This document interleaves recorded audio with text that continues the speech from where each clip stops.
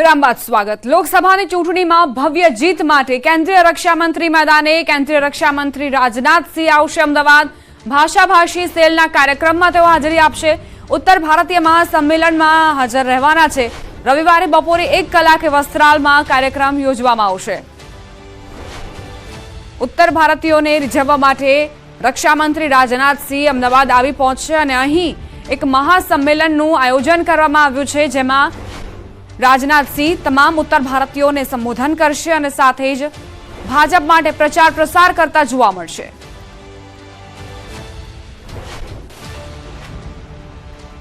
ડાંગના આવા તાલુકાના નિરગુડમાળ ગામના લોકોએ પાણીની સમસ્યાને લઈને ચૂંટણી બહિષ્કારની ચીમકી ઉચ્ચારી। ગ્રામજનોની ફરિયાદ છે કે ગામમાં કુલ 14 જેટલા હેન્ડપંપ આવેલા છે, પરંતુ પાણીના સ્તર નીચા જતા હેન્ડપંપમાં પાણી આવતું નથી। તેમજ નલ સે જલ યોજના હેઠળ દરેક ઘરે નળ લગાવવામાં આવેલા છે, પરંતુ નળમાં પણ પાણી નથી મળતું। કેમ કે ગામ લોકોને પાણીની સમસ્યા બહુ છે, તો અમે જગ્યા આપવા પણ તૈયાર છે।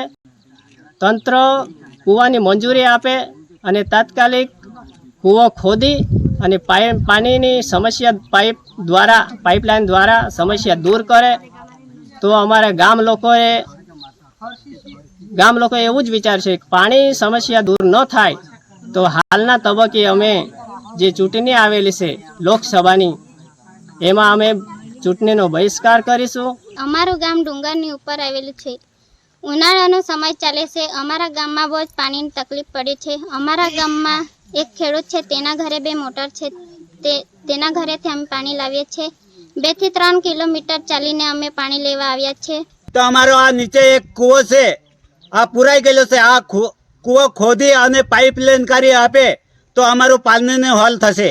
અને સ્ટાર્ટર ત્યાં ગામમાં બગડેલું હતું, જે અમે તાત્કાલિક સ્ટાર્ટર રિપેર કરાવ્યું અને રાઇઝિંગ મેન પાઇપલાઇનમાં 60 મીટર જેવું પાઇપલાઇન તૂટેલી હતી, જે પણ રિપેર કરાવી અને પમ્પિંગ મશીનરી રિપેર ચાલુ કરાવી ત્યાંથી ગામમાં અને પાણી પુરવઠો શરૂ કરવામાં આવ્યો। પરંતુ કૂવામાં પાણીની આવક ન હોવાને કારણે પાણીની આવક ન થઈ શકી, જેથી હવે હાલમાં પરિસ્થિતિ એવી છે કે પમ્પિંગ કરી શકાય એમ નથી। રોકાઈશું વધુ એક નાનકડા વિરામ માટે। જોતા રહો ન્યૂઝ 18 ગુજરાતી।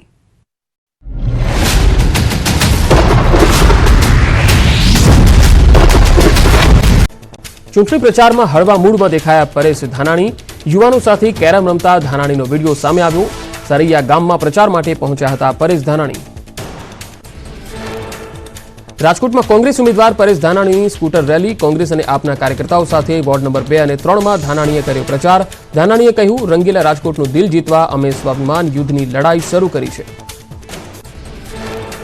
રાજકોટમાં કોંગ્રેસ ઉમેદવાર પરેશ ધાનાણીનો પગપાળા પ્રચાર। શહેરના જ્યુબિલી ગાર્ડનથી સોરઠિયાવાડી સર્કલ સુધી ધાનાણીએ કરી પદયાત્રા। જનસંપર્કમાં ધાનાણીને મળ્યો જોરદાર પ્રતિસાદ। લારી ગલ્લા ધારકો અને વેપારીઓ સાથે ધાનાણીએ કર્યો જનસંપર્ક। પરેશભાઈ તુમ આગે બઢો, હમ તુમ્હારે સાથ હૈના નારા લાગ્યા। મોટી સંખ્યામાં કોંગ્રેસ કાર્યકર્તાઓ અને સમર્થકો પ્રચારમાં જોડાયા। કેબિનેટ મંત્રી મુડુ બેરાએ વગાડ્યા મંજીરા। દ્વારકાના લાલુકા ગામમાં કાનગોપી રાસ મંડળીમાં મંજીરા વગાડતા મુડુ બેરાનો વિડીયો વાયરલ। ગ્રામીણ સંસ્કૃતિની ઝાંખીમાં મંજીરા પર હાથ અજમાવતા મુડુ બેરા અનોખા અંદાજમાં જોવા મળ્યા।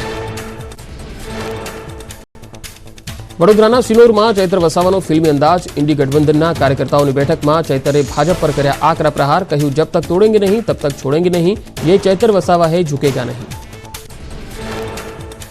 નવસારીમાં પ્રદેશ પ્રમુખ પાટીલનો ઝંઝાવાતી પ્રચાર। સીઆર પાટીલે નવસારીના ગ્રામ્ય વિસ્તારોમાં કર્યા પ્રચારના શ્રી ગણેશ। 65 ગામોમાં ફરશે પાટીલનો ચૂંટણી પ્રચાર રથ। નવસારીમાં પાટીલે કર્યો ભવ્ય રોડ શો। મોટી સંખ્યામાં ઉમટેલી જનમેદનીનું અભિવાદન ઝીલ્યું।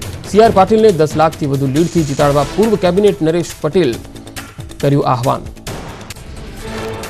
વલસાડ લોકસભાના કોંગ્રેસ ઉમેદવાર અનંત પટેલ ડીજેના તાલે ઝૂમ્યા।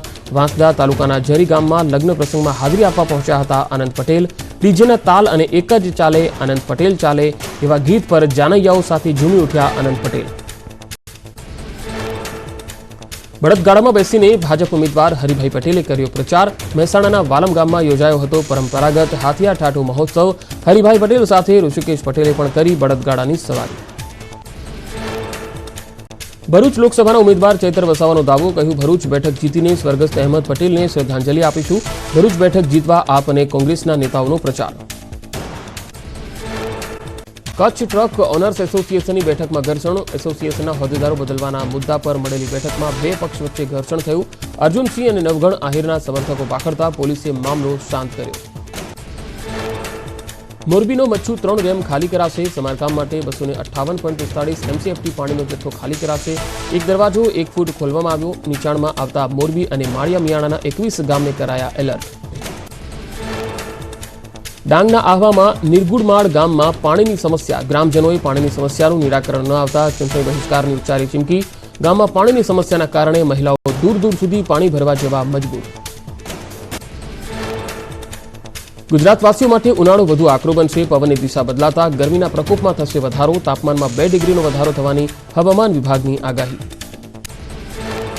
ચોમાસા અંગે અંબાલાલ પટેલની મોટી આગાહી. 17 થી 24 મેમાં અંદમાન નિકોબાર પર બેસશે ચોમાસું.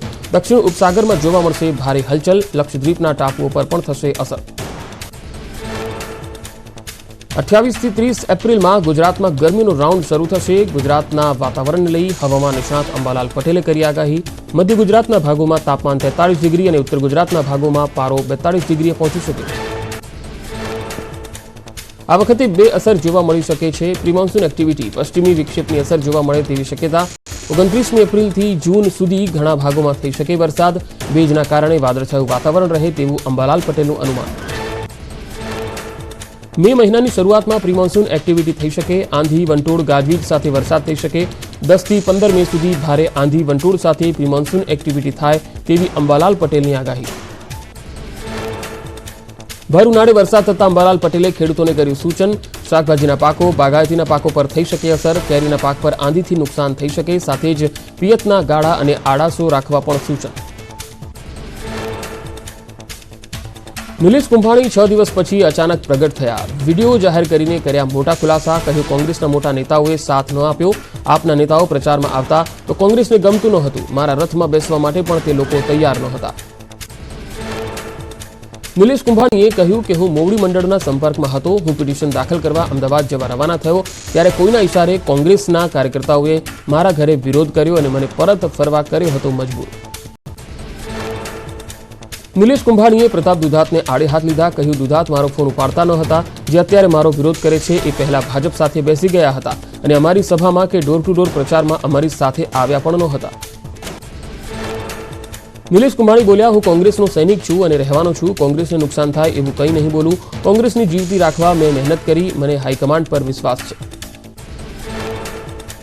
નિલેશ કુંભાણી મુદ્દે ભાજપનો કોંગ્રેસ પર વાર. પ્રદેશ ભાજપ પ્રવક્તા યમલ વ્યાસે કહ્યું કોંગ્રેસ યોગ્ય રીતે ઉમેદવારોનું ફોર્મ ભરાવી શકતી નથી. કોંગ્રેસ પોતાની આંતરિક તકલીફોનો રોષ ભાજપ પર ઠાલવે છે. અમારા ઉમેદવારની અમે પૂરતી તકેદારી રાખીએ છીએ. નિલેશ કુંભાણી કોંગ્રેસમાંથી 6 વર્ષ માટે સસ્પેન્ડ. ભાજપ સાથે મળેલા હોવાનું શિસ્ત સમિતિનું અવલોકન. ફોર્મ રદ થયા બાદ નિલેશ કુંભાણી ભૂગર્ભમાં. સુરતમાં નિલેશ કુંભાણી સામે રોષ યથાવત. કુંભાણીના વિરોધમાં કોંગ્રેસ કાર્યકર્તાઓ રસ્તે ઉતર્યા. ગદ્દાર ગુમ, લોકોના મતાધિકાર છીનવનારના લખાણોવાળા પોસ્ટરો સાથે કાર્યકર્તાઓએ કર્યું વિરોધ પ્રદર્શન. કોંગ્રેસ કાર્યકર્તાઓ સાથે સુરતવાસીઓ પણ કુંભાણીના વિરોધમાં રસ્તા પર ઉતર્યા. સુરતમાં ફરતી સિટી બસ અને રિક્ષા પર લગાવ્યા પોસ્ટર. સુરતમાં લોકશાહીની હત્યા અને મતાધિકાર છીનવાયાનો લોકોએ કર્યો આરોપ. વાઘાણીના નિવેદન પર કોંગ્રેસનો પલટવાર. મનોજ જોશીએ કહ્યું હવે બોલવામાં સંયમ રાખજો. હવે ઈંટનો જવાબ પથ્થરથી મળશે. જૂનાગઢ રાજનીતિમાં હવે બબુચક શબ્દની એન્ટ્રી. કેશોદમાં જીતુ વાઘાણીએ કહ્યું કેટલાક લોકો બબુચક સરકાર બેસાડવા માંગે છે. ભારત વિરોધી લોકો પાછલા બારણેથી સક્રિય હોવાનું વાઘાણીનું નિવેદન.